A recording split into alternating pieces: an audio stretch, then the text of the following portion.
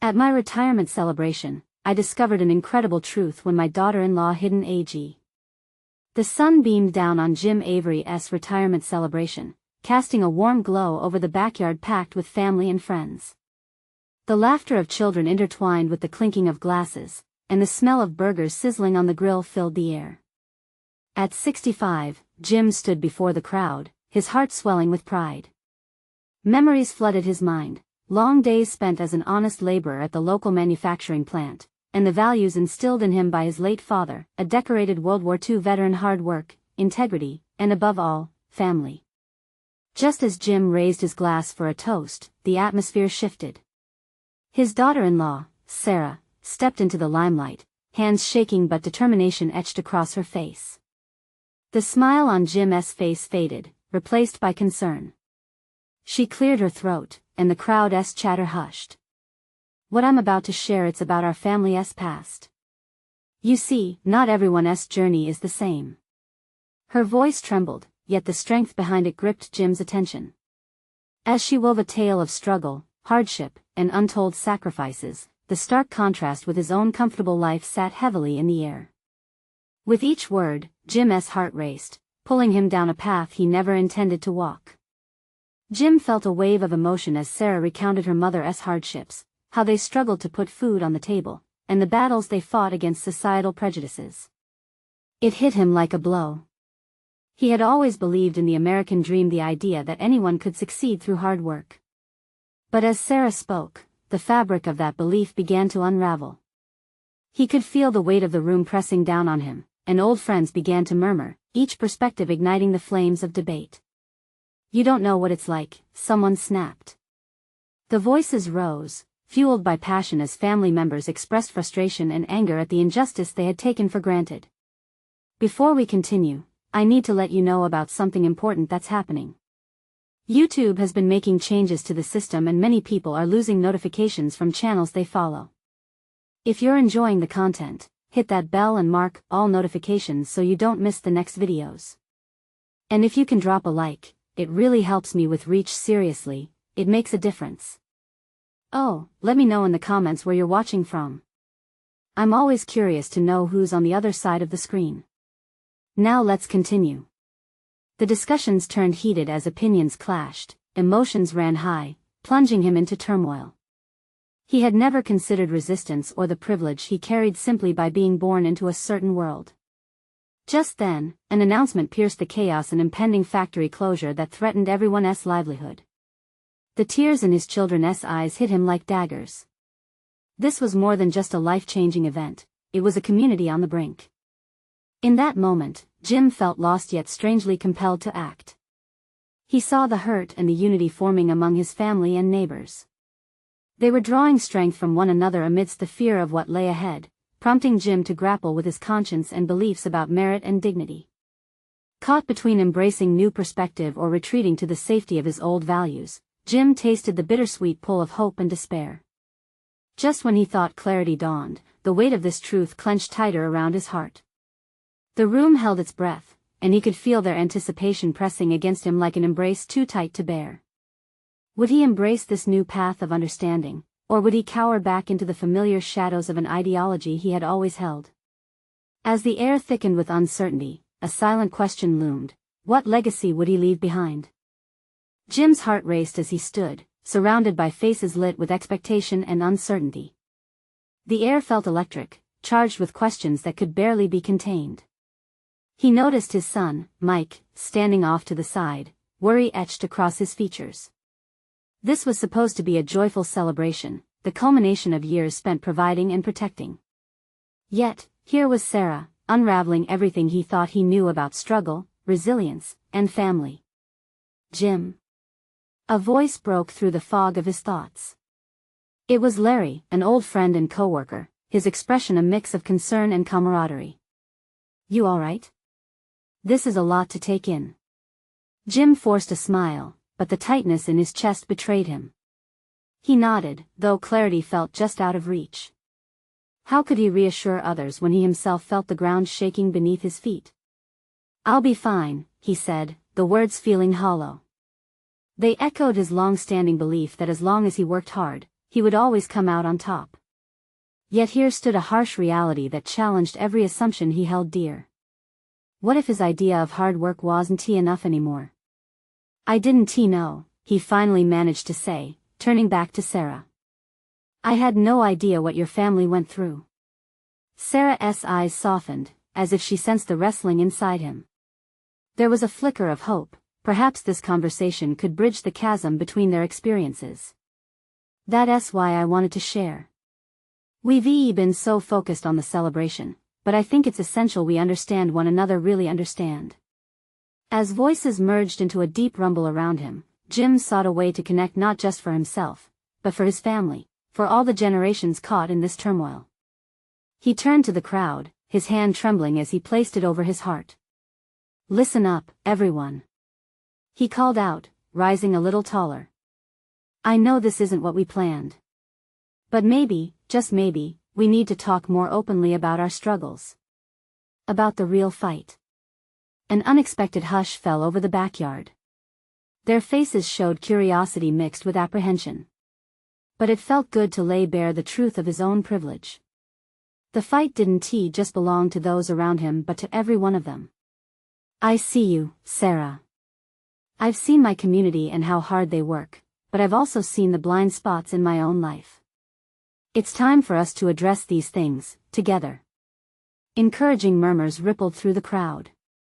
Another voice joined in, a distant cousin named Linda. You get it, that's what we need.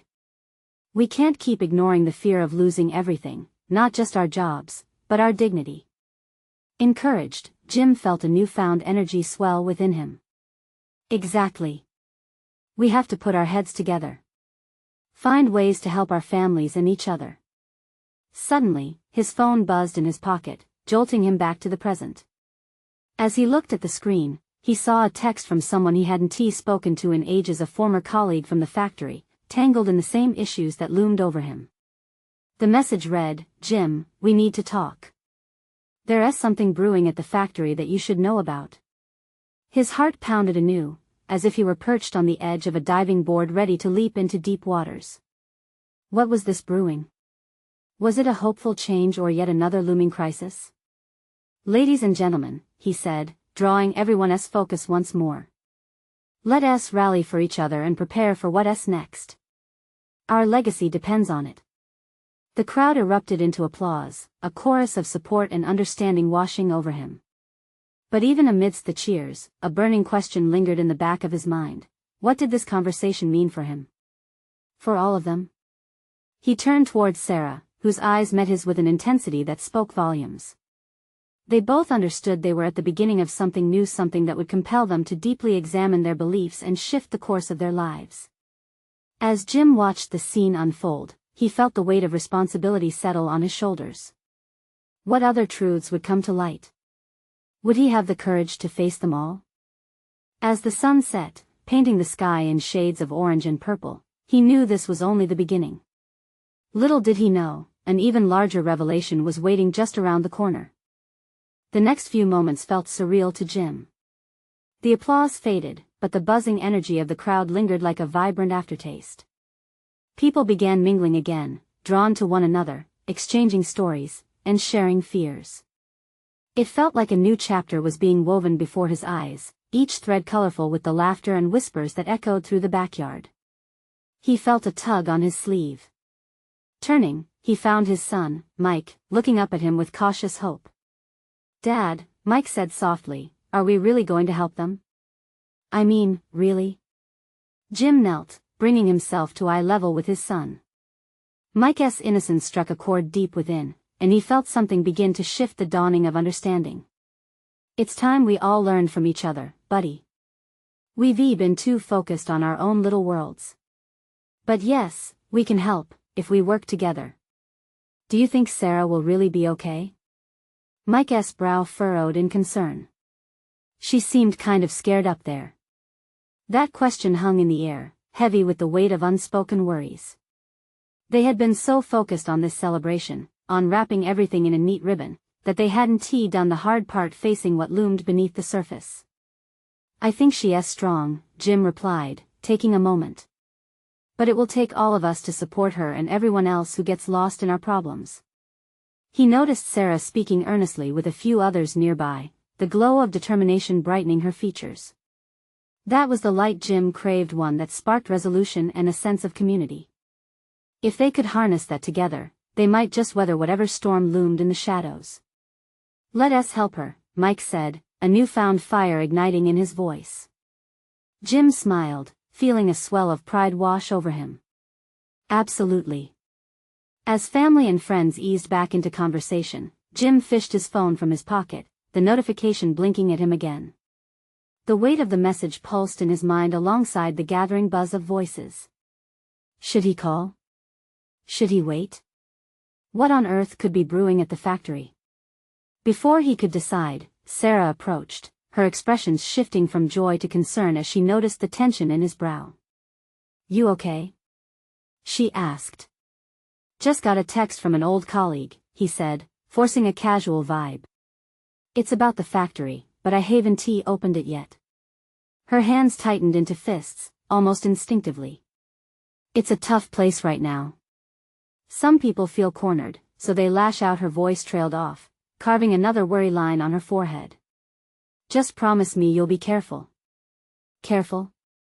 Jim echoed, but her intensity struck him. "What do you know?" "I've heard whispers. Changes that could turn ugly. But we can manage it together."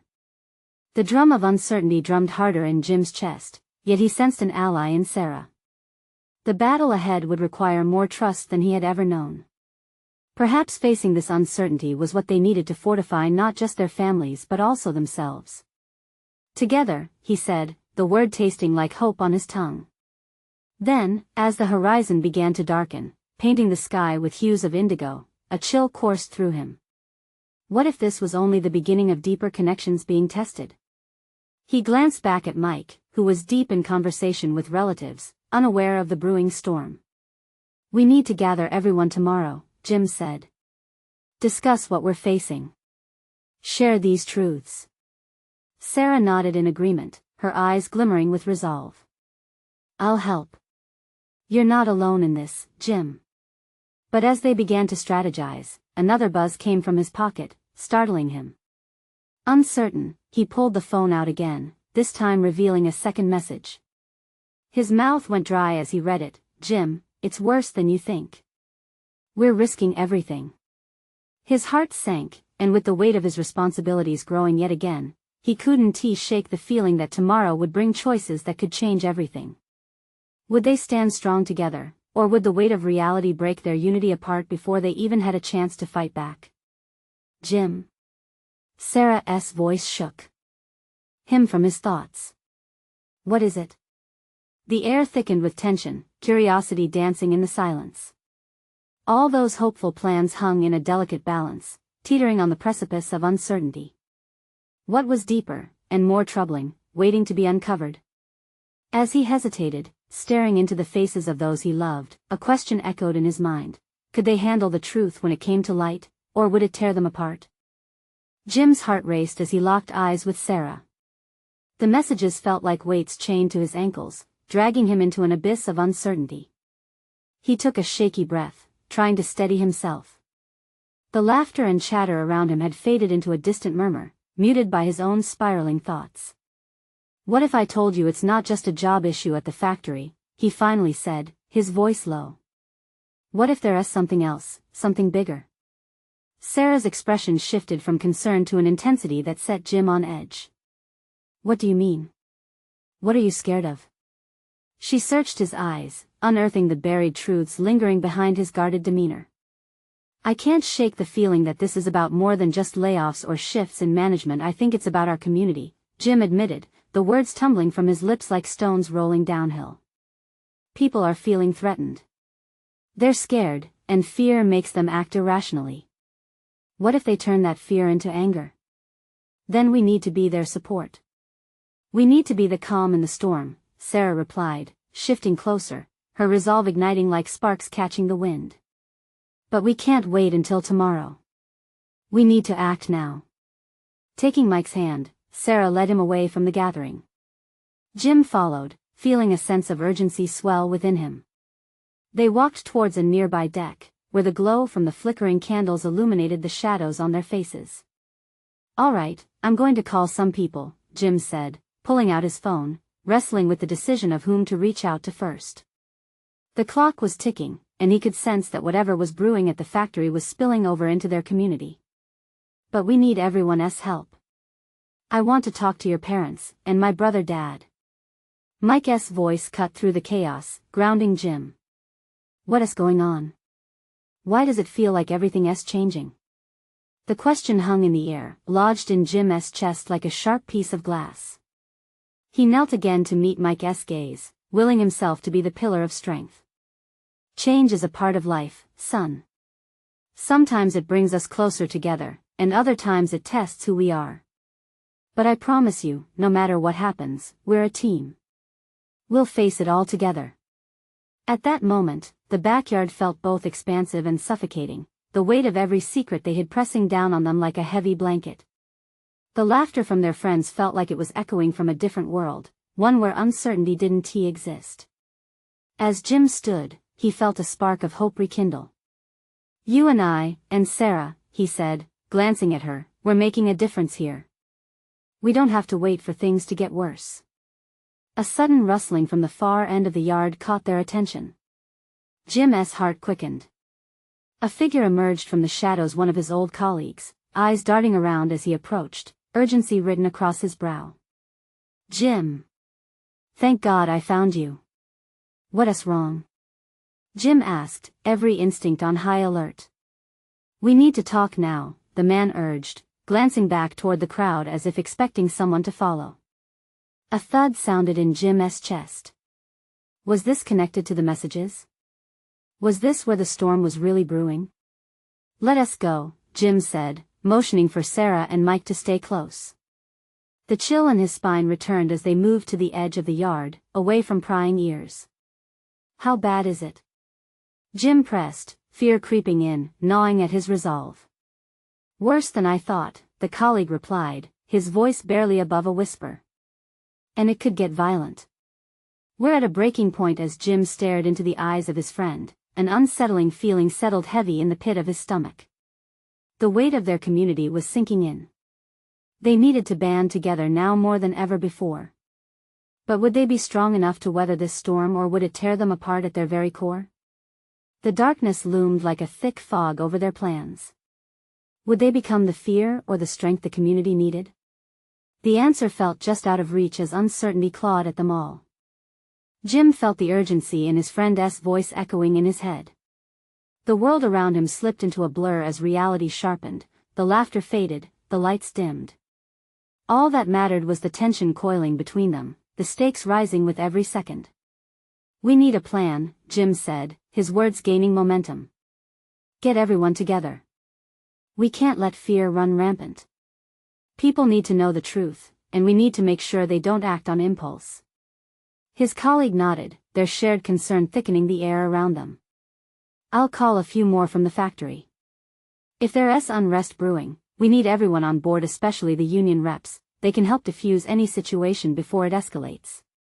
As he spoke, Sarah watched Jim, her eyes reflecting the flickering light of the candles like they held secrets of their own. "What if we hold a community meeting tomorrow?" she suggested. "A place where everyone can voice their fears and concerns. It could bring people together, give them a sense of control." "That's a great idea," Jim replied, encouragement blooming in his chest. "We need to reassure them that they're not alone. It's not just about the factory, it's about all of us. We need to foster understanding and unity." "Can we even pull that off?" Sarah asked, a hint of doubt creeping into her voice. "What if people show up angry? What if they only want an outlet for their frustration? We'll be there to guide them. We'll remind them of what really matters, our community." Jim's voice took on a firmness that surprised even him. Not just the factory workers, but families, children, everyone. Simultaneously, Mike, who'd been standing quietly, spoke up. "Can I help?" His innocence shining through the tension. "I could make signs or help get people to come." Jim looked down at his son, the small beacon of hope amidst the chaos. Absolutely. This is about all of us standing together, Mike. Every hand helps. They began mapping out a rough outline of the meeting. Jim jotted ideas on his phone while Sarah strategized what points they should focus on. As Sarah's fingers danced across her phone screen, the three of them formed a huddle, driven by a shared purpose that ignited a spark deep within Jim. But just as excitement began to fill the air, a low rumble reverberated through the yard, drawing everyone's attention back to the still chattering crowd. An unsettling silence came over the guests, blood draining from faces as a group of men moved toward them from the tree line, their faces shadowed but their intentions felt like a heavy weight. "Jim, I think we need to go back." The fear in Sarah's voice broke through his concentration. "Stay together," he instructed, the father in him rising to protect. "Don't panic." They stepped forward, leaving the safety of their immediate circle. As they approached the new arrivals, Jim's pulse quickened. The weight of uncertainty crashed down on him once again. What did this mean for their plans? Were these figures just another faction of fear, or were they a sign that they needed to act even faster? The lead figure, a man with an unmistakable scowl, stopped a few feet away. "You've been talking. There's trouble, and the community won't take any more from the factory. It's time to choose a side." Jim's stomach dropped. They were closing in fast, and the tone of confrontation was thick in the air. Had someone overheard them? Did these men want to silence their attempts at unity? An uneasy tension tightened the air between them, ready to snap like a taut string. Will we stand together? Jim thought, heart pounding. The future of their community hung in the balance, and with it, the realization that the choices they made right now could lead to either fear or strength. "Let us hear what they have to say," Sarah whispered, uncertainty flickering in her eyes. But would engaging with them be a path to understanding or an invitation to chaos? As the stranger moved closer, Jim braced himself for whatever storm was about to break. Jim squared his shoulders, fighting the urge to retreat from the confrontation. The lead figure's scowl deepened as he surveyed Jim and his friends. A bead of sweat trickled down Jim's temple, but he forced himself to remain composed. A collective intake of breath whispered through the crowd, rippling like a stone thrown into water. "What do you want?" Jim managed, his voice steady despite the tremors in his chest. The man took another step closer, his friends flanking him like shadows. "We want the truth. The factory's holding back information from us, information that affects our families, our lives." His voice boomed, low and harsh, each word laced with uncontained frustration. Jim clenched his fists, drawing strength from the tension in the air around them. "We're trying to help," he replied, his tone calm but firm. "We want everyone to understand what's actually going on, not just rumors and panic." "Help? Or are you just trying to keep us quiet?" Another figure sneered from behind the leader. The crowd shifted restlessly, uncertainty swirling like autumn leaves caught in a gust of wind. Sarah stepped slightly in front of Jim, her eyes bright with defiance. "That's not fair. We care. We're just as affected by what happens at the factory as you are." She turned to Jim, her voice lifting as if trying to rally everyone. "We want to keep this community strong, that's what matters." The leader's expression softened, but only slightly. "Strong? What will you say when the next setback hits? Or when more people lose jobs? Will your community still stand?" An audible gasp came from the onlookers. Fear washed over the group like a dark tide, but Jim felt a glimmer of something more powerful, resolve. "We can't live in fear," he said. "We need to talk. Work it out. Yeah, there's been bad news, there's uncertainty. But we can't let rage tear us apart. The factory and community are tied together, and we have to stand united, even when it's hard." The leader hesitated, gauging Jim's sincerity. The tension in the air felt palpable, a straw could break it. But then, a spark flickered in the man's eyes. It was tiny but unmistakable. "Then let us see if you really mean that. Gather everyone. We'll talk, no shouting, no violence. Just the truth." But if you mislead us, his words trailed off ominously. Deal, Jim replied quickly, sensing this could be a turning point. But we need to have a larger meeting, where everyone can speak. When can we hold it? Tomorrow. At dawn. You reach out. If we don't hear what we need, things might get ugly. A tension-filled silence followed as the implications of the leader's words settled around Jim and his friends. They had a chance to unify everyone, but at such a high cost. As the men retreated back toward the tree line, Jim felt dizziness wash over him. He turned to face Sarah and Mike, who were watching him intently, confusion and worry etched on their faces. We can do this, he said softly but with determination. We have to. Mike stepped forward, clutching his dad's arm. What if it doesn't work, Dad? Then we'll face it together, Jim replied, embracing his son tightly. We're stronger together, and by standing up now, we're showing everyone that we care. But as the shadows retreated into darkness, Jim couldn't shake the gnawing feeling in his gut. They were on the brink of something significant, and the stakes felt higher than ever. Could he truly rally the community, or was this just the beginning of a much larger battle? For a moment, he glanced back toward the tree line. He wouldn't let fear overshadow their hopes. They needed to spread the word about the meeting, gather everyone who could make a difference. Friends, families, neighbors, anyone willing to stand together against the uncertainty. But deep down inside, a nagging doubt lingered. What would tomorrow's news really bring? Dawn broke with a sharp bite in the air, the sun peeking over the horizon as if unsure of what lay ahead. Jim could feel his heart racing, each beat echoing in the silence around him. This meeting would be different. It was make or break. He stood at the center of town, a mix of dread and determination flowing through him. As the first few faces began to appear, the tension was palpable. Sarah and Mike stood by his side, both pouring coffee into styrofoam cups, trying to ease the nerves of the growing crowd. The whispers swirled among them like an uneasy breeze. Jim could sense their anxiety, the fear of the unknown gnawed at everyone. Dad, do you think they'll really come? Mike asked, glancing anxiously at the gathering group.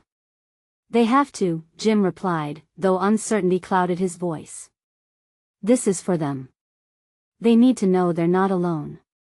More people arrived as the minutes ticked by. Friends, neighbors, and even some of the factory workers who had been dismissive just days ago shuffled in. They wore expressions that bounced between hope and skepticism. Jim took a deep breath, trying to steady himself. At exactly dawn, a hush fell over the crowd. The leader of the opposing group emerged from the shadows, flanked by his allies. Jim felt an ache in his chest as he saw the anger in their eyes once again. This was it. The moment they dreaded yet anticipated all at once. Good morning, the leader called out, his voice slicing through the tension. We're here to discuss the truth. You've claimed to care, so let us see if that's true. Jim stepped forward, adrenaline coursing through him. He could feel the weight of the crowd's gaze, their expectations hanging heavily in the air. We're here to listen, he announced, trying to project confidence. Everyone deserves the chance to speak. The leader shot him a quick, piercing look. Fine, but let us get one thing straight. If we're coming together, it's to lay everything on the table. More murmurs rippled through the crowd, and Jim took a moment to scan their faces. He saw anxiety but also a flicker of hope. He had to cling to that glimmer, it was all they had. Let us start, the leader continued, crossing his arms defiantly. We want to know what's really happening inside the factory. We want the truth about layoffs, health risks, everything. Jim's heart raced. This battle wasn't just about the factory, it was about honesty, transparency, and trust. All right, let us get all the facts out in the open, he said firmly. But we need to work through our fears together. With that, one by one, they began to share stories. A factory worker spoke about long hours and fears of job loss. A mother spoke about the health concerns looming over her children. Each story built on the last, weaving a tapestry of pain intertwined with perseverance. But then, unexpectedly, tears flowed. A soft-spoken neighbor stood up, her voice shaking as she opened up about her own situation: a daughter losing her job, the family struggling. "We need hope. We can't just sit by and let this happen." Jim's chest tightened, the emotion in the air thickening. This was why they'd gathered, this raw vulnerability. It ignited something in him, a fire he didn't know he had. "We can bring change," he shouted, his voice rising above the murmurs. "Together." A ripple of agreement spread through the crowd. Jim turned to the leader, searching for any sign of openness in the man's tough exterior. The leader seemed taken aback, the flicker of surprise momentarily replacing his guarded scowl. In that instant, Jim realized they were on the brink of transformation, a shift beyond just words. They had the chance to build something meaningful, a foundation for a united community. But just as hope began to spark, a sudden shout pierced the air from the back of the crowd. What about the factory chemicals? What about the rumors of secrecy? The question hung like a dark cloud, casting a shadow over their breakthrough. Everyone turned to look at Jim, anxiety buzzing around them. They were waiting for him to respond. Could he really address the storm brewing beneath the surface? Would he be able to face the truth that seemed too heavy to lift? As he squared his shoulders and prepared to speak, doubt flickered within him once more. Would his words lead them to safety, or unravel everything they had just started to build? The weight of the crowd's expectation pressed down on Jim's shoulders like a leaden coat. He opened his mouth, but the words tangled in his throat. The worries of the factory loomed large, and yet, he knew silence wouldn't help. He took a deep breath, inhaling the crisp morning air, trying to steady the tremor in his hands. "Let us not shy away from the hard stuff," he finally said, voice steadying as he looked into the eyes of the leader. "You want the truth about the factory? Okay, let us talk about it." He could see the crowd's tension shift. It was as if they were collectively holding their breath, waiting for him to unravel the threads of uncertainty. "There are indeed concerns. Concerns we need to address immediately, and without fear." The leader's expression softened, just a touch. "You say that now, but what's really going on in there?" A few from the crowd began to murmur. Jim held up a hand. "I promise we'll get to the bottom of this together." But first he turned back to the concerned faces, searching for the right words to ignite the energy they had built. "First, we have to trust one another." Sarah squeezed his arm, grounding him as Mike stared wide-eyed at his father, trying to absorb the gravity of the moment. Jim knew they had come this far together for a reason. "I want to hear from you. What do you know? What do you fear?" A woman stepped forward, wiping tears from her eyes. "My brother has worked in that factory for over 20 years. Lately, he's been feeling sick, and when I asked, he just said, it's part of the job. But I can't accept that." Soft gasps rang through the crowd, agreement rippling through them. Jim nodded, encouraging her to continue. "People are afraid to speak out," she added, her voice gaining strength. "But we need to shout, to say this isn't just about jobs, it's about our health too." Jim felt the energy surge, like a bridge being built between the two sides. "Yes," he exclaimed. "If we work together, we can demand answers. We need a forum that allows everyone's voice to be heard." "Do you think they'll listen?" a skeptical voice challenged. "It's time we make them listen," Jim responded, his pulse quickening with conviction. "If we come together, if we hold them accountable, change will follow." The mood began to shift. Hope pinned its colors to emerging courage. However, a quiet anxiety still loomed. Jim caught sight of the leader, who was nodding thoughtfully, yet his eyes remained calculating. "All right," the leader said cautiously, "I'll support you in this, but you need to be ready for pushback.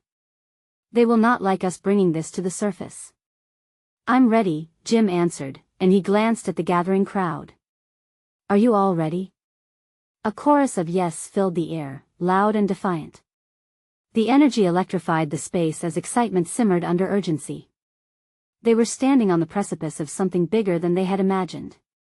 Then, as the applause settled, that same woman spoke again, this time quieter, but drawing everyone back in. But what if it's too late? What if the damage is already done? That unmistakable silence fell again, heavy and somber. Jim could feel the eyes turning to him once more.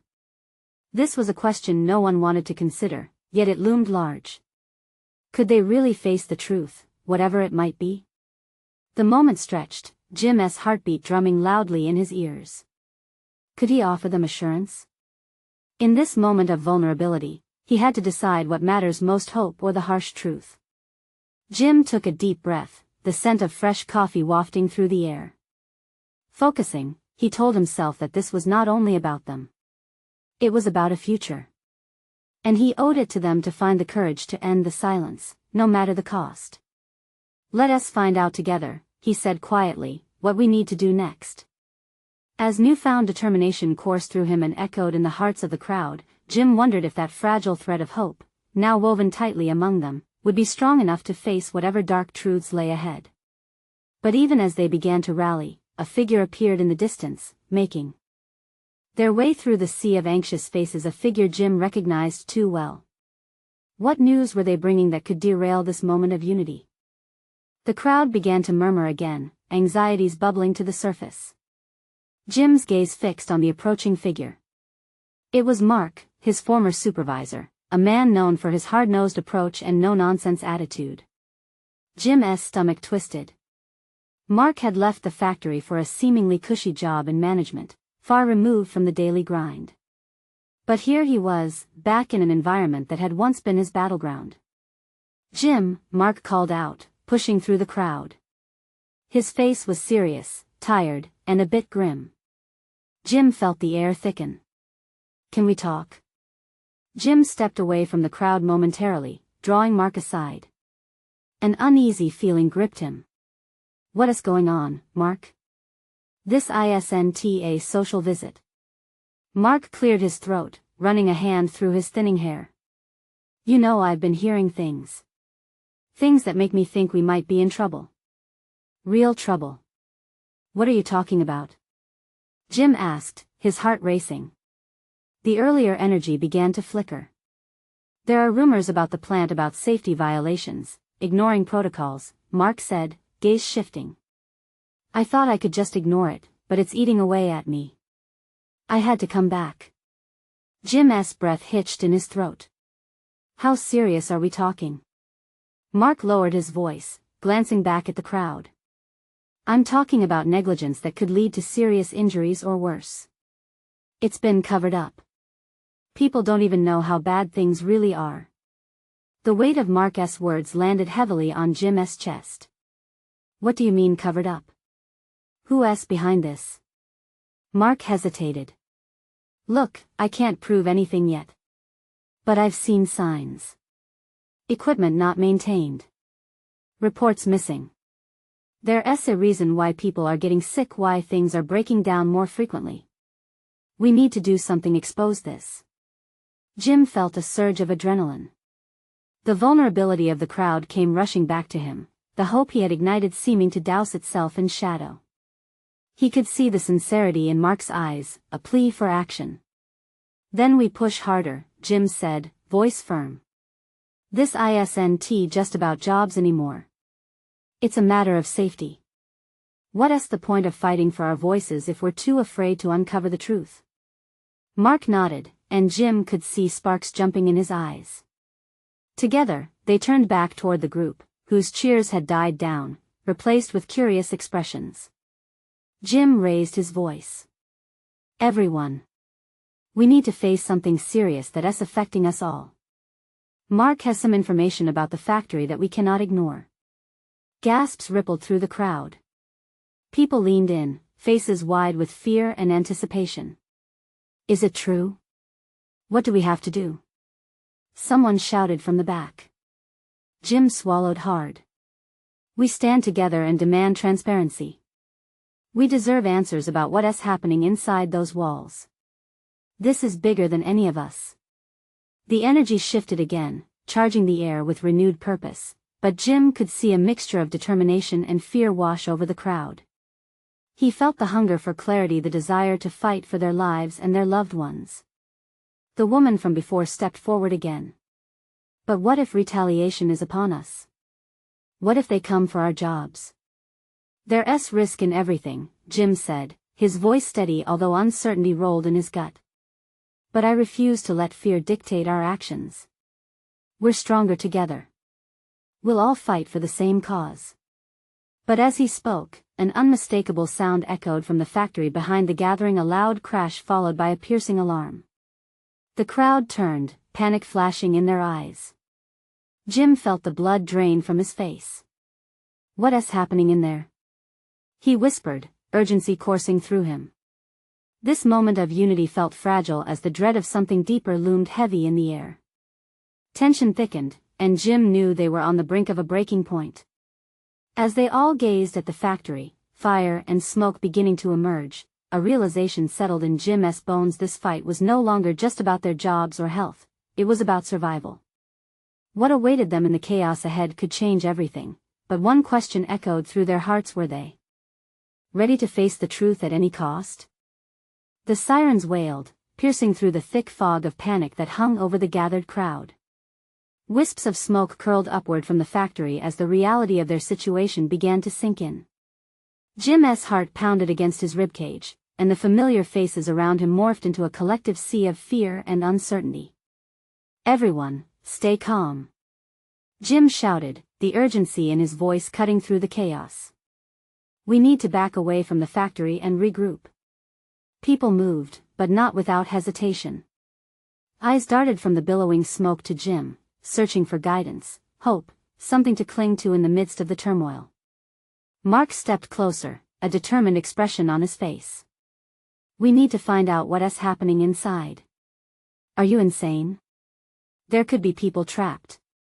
Sarah exclaimed, dread washing over her face, suggesting the fear of losing their loved ones expanding beyond the unknown.